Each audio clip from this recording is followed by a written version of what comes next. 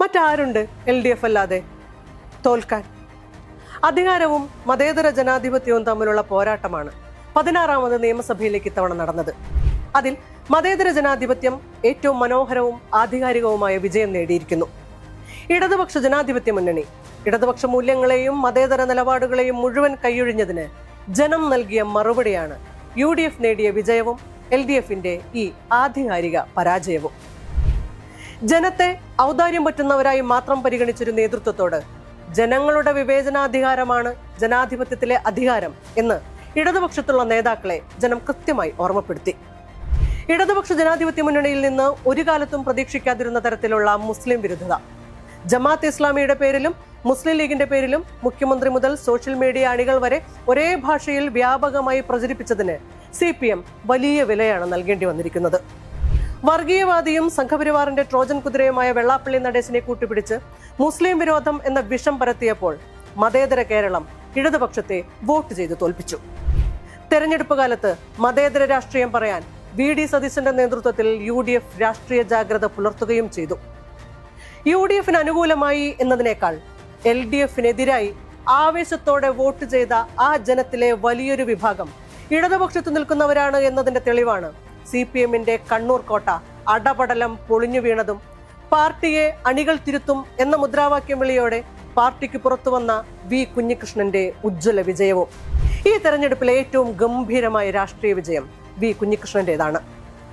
G സുധാകരനും TK ഗോവിന്ദനും ഇടതുപക്ഷത്തിന്റെ വഴിതിരിഞ്ഞു പോക്കിൽ ഇടഞ്ഞ് പാർട്ടിയിൽ നിന്ന് പുറത്തു വന്ന് മത്സരിച്ച് വലിയ ഭൂരിപക്ഷത്തിൽ ജയിച്ചു കാണിച്ചു. പിണറായി വിജയന്റെ ഭൂരിപക്ഷത്തെക്കാൾ വലിയ ഭൂരിപക്ഷമാണ് G സുധാകരൻ നേടിയിരിക്കുന്നത്. അതൊരു രാഷ്ട്രീയ മറുപടി കൂടിയായി മാറുന്നു.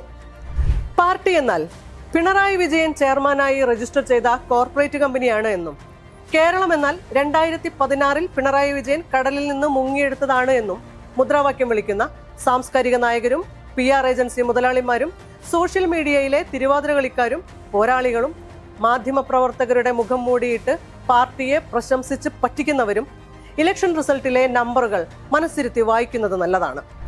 ജയിച്ച മണ്ഡലങ്ങളിൽ പോലും ആധികാരികത ഉറപ്പിക്കാൻ പറ്റാത്ത LDF സ്ഥാനാർത്ഥികൾ പരാജയത്തിന്റെ ആഴം എത്ര വലുതാണ് എന്ന് ഓർമ്മിപ്പിക്കുന്നുണ്ട്. ബംഗാളിൽ തോറ്റ മമതയും തമിഴ്നാട്ടിൽ തോറ്റ സ്റ്റാലിനും കേരളത്തിൽ തോൽവിയുടെ ക്യാപ്റ്റനായ പിണറായി വിജയനും ഒരുപോലെയാണ് എന്ന് ഈ പ്രശംസകർ ഇനിയും പറയും. കേന്ദ്രത്തിൽ BJPയെ NDAയെ നേരിട്ടെതിർത്തവരൊക്കെ സമൂഹത്തിന്റെ വലതു വ്യതിയാനത്തിന്റെ ഭാഗമായി തോറ്റതാണ് എന്ന് പറഞ്ഞ് സ്ഥാപിക്കാനും ഇവർ ശ്രമിക്കും. കേരളത്തിൽ LDF തോറ്റത് നരേന്ദ്രമോദിയെ നേരിട്ടെതിർത്തിട്ടല്ല എന്ന് വോട്ടവകാശമുള്ളവർക്കെല്ലാം അറിയാം. സംഘപരിവാറിനോട് ഒതുക്കത്തിൽ കൂട്ടുകൂടിയിരുന്നു എന്നും സംഘപരിവാറിനോളം വർഗീയത കളിച്ചിരുന്നു എന്നും അറിയാം. ഭരണമെന്നാൽ വികസനമാണ് എന്നാണ് LDF കരുതിയതും പ്രചരിപ്പിച്ചതും. വികസനം എന്നാൽ കെട്ടിടങ്ങളും റോഡും മാത്രവും. ആശുപത്രി കെട്ടിടം തകർന്നു വീണ് ഒരാൾ അടിയിൽപ്പെട്ടും മരിക്കുമ്പോൾ കാത്ത് ലാബുകളുടെ എണ്ണം പറയുന്നതായിരുന്നില്ല വികസനമാവേണ്ടിയിരുന്നത്. സമരം ചെയ്യുന്ന മനുഷ്യരോട് ഇടതു സർക്കാർ കാണിച്ച ശത്രുത ചരിത്ര സമരങ്ങളുടെ ഓർമ്മകളുള്ള കേരളം മറന്നില്ല എന്നതുകൂടിയാണ് തെരഞ്ഞെടുപ്പ് ഫലം. അതിൽ കേരയിൽ സമരങ്ങളും വിഴിഞ്ഞവും മാഷാ സമരവും കരിങ്കുടി സമരങ്ങളും എല്ലാം ഉൾപ്പെടും. മുഖ്യമന്ത്രിയായിരുന്ന പിണറായി വിജയൻ തന്നെയായിരുന്നു അടിമുടി പരാജയമായിരുന്ന ആഭ്യന്തര വകുപ്പിന്റെയും മന്ത്രി. എത്രയോ കസ്റ്റഡി മരണങ്ങൾ, ഏറ്റുമുട്ടൽ കൊലപാതകങ്ങൾ, ഗുണ്ടാ വിളയാട്ടങ്ങൾ തുടങ്ങി എണ്ണി പറയാൻ എത്രയോ സംഭവങ്ങൾ. വിമർശിക്കുന്നവരെയും വിയോജിക്കുന്നവരെയും യഥാർത്ഥ ഇടതുപക്ഷം എന്ന് പരിഹസിച്ച് നേതൃത്വവും അണികളും കൂട്ടം ചേർന്ന് ആക്രമിച്ചതിന്റെ അന്തിമ ഫലം. മുഖ്യമന്ത്രിയും മന്ത്രിമാരും നവകേരള രഥത്തിൽ കേരള ജനതയെ മുഖം കാണിക്കാൻ ബസ്സിൽ കറങ്ങിയതിന്റെയും രക്ഷാപ്രവർത്തനം നടത്തിയതിന്റെയും കൺവെൻഷൻ സെന്ററുകളിൽ പൗരപ്രമുഖർക്കൊപ്പം മാത്രം ഭുജിച്ചതിന്റെയും PR കമ്പനികൾ നടത്തുന്ന മാധ്യമപ്രവർത്തകരുടെ സ്തുതികൾ മാത്രം കേട്ട് അതാണ് ജനം എന്ന് ധരിച്ചു വശായതിന്റെയും കൂടി ഫലമാണിത്. UDFന് അനുകൂലമായ തരംഗത്തിൽ കേരളത്തിന്റെ ചരിത്രത്തിൽ ആദ്യമായി 3 സീറ്റുകൾ BJPക്ക് ലഭിച്ചു എന്നത് കേരളത്തെ ആശങ്കപ്പെടുത്തേണ്ടതുണ്ട്. ഈ 3 മണ്ഡലങ്ങളിലും 2ാം സ്ഥാനത്ത് LDF ആണ് വന്നിരിക്കുന്നത്. കടകംപള്ളി സുരേന്ദ്രനും V മുരളീധരനും തമ്മിലൊരു മത്സരം വരുമ്പോൾ ബെറ്റർ ചോയ്സ് മുരളീധരനാണ് എന്ന് ജനത്തിന് തോന്നുന്നുവെങ്കിൽ അത് ഹിന്ദുത്വ രാഷ്ട്രീയത്തിലെ ബെറ്റർ ചോയ്സ് ആവാനാണ് വഴി. LDF മന്ത്രിസഭയിലെ ഭൂരിപക്ഷം മന്ത്രിമാരും തോറ്റിരിക്കുകയാണ്. V Sivankutty, VN Vasavan, P Rajeev, Veena George, R Bindu, OR Kelu, AK Saseendran, KB Ganesh Kumar, MB Rajesh, Kadannappally Ramachandran, V Abdurahiman, J Chinchurani, Roshy Augustine എന്നീ 13 മന്ത്രിമാർ. പരാജയത്തോളം പോന്ന വിജയമാണ് മുഖ്യമന്ത്രി പിണറായി വിജയൻ ഉണ്ടായത്. കഴിഞ്ഞ 4 നിയമസഭാ തെരഞ്ഞെടുപ്പിൽ 3ലും LDF-ന് തന്നെയായിരുന്നു വിജയം.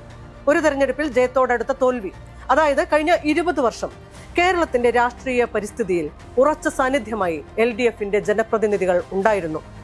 അവിടെ നിന്നാണ് 35 സീറ്റിന്റെ വളരെ വളരെ ദുർബലമായ ഒരു പ്രാതിനിധ്യത്തിലേക്ക് LDF, അതിലെ മുഖ്യ ഘടകകക്ഷിയായ CPM വീണിരിക്കുന്നത്. വിജയങ്ങളിൽ പോലും ദുർബല വിജയങ്ങളാണ് ഏറെയും. അധികാരം എങ്ങനെയാണ് ഒരു ഇടതുപക്ഷ പ്രസ്ഥാനത്തെ ഉള്ളിൽ നിന്ന് ശിഥിലമാക്കുന്നത് എന്നതിന്റെ ഉദാഹരണമാണ് ഈ വീഴ്ച. അടിസ്ഥാന ജനവിഭാഗത്തെ മറന്നുപോയൊരു പ്രസ്ഥാനത്തിന്റെ അനിവാര്യമായ വീഴ്ചയാണിത്.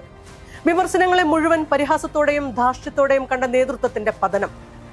പ്രതിപക്ഷ ബഹുമാനത്തിന്റെ തരുമ്പ് പോലും ഇല്ലാതെ പ്രതിപക്ഷ നേതാവിനെ അടക്കം നേരിട്ട അധികാര രാഷ്ട്രീയത്തിന്റെ സ്വാഭാവികമായ പരാജയം.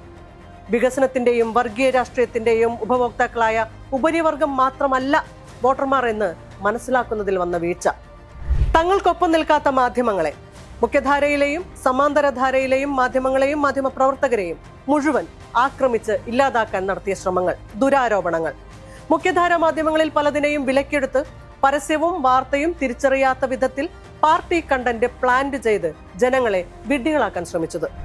ഹിന്ദുത്വ വർഗീയതയുടെ ആനയെഴുന്നള്ളിപ്പിനും ചെണ്ടകൊട്ടിനും സംഘപരിവാറിനെ പോലും നാണിപ്പിക്കും വിധത്തിൽ മുന്നിൽ നിന്നത്. എണ്ണിയാൽ തീരാത്ത വീഴ്ചകളുടെ ഫലമാണ് LDF-ന്റെ വീഴ്ച. CPM-ഉം LDF-ഉം പാഠം പഠിക്കും എന്ന് പ്രതീക്ഷിക്കാം. കുറഞ്ഞപക്ഷം പരാജയം അംഗീകരിക്കും എന്നെങ്കിലും പ്രതീക്ഷിക്കാം.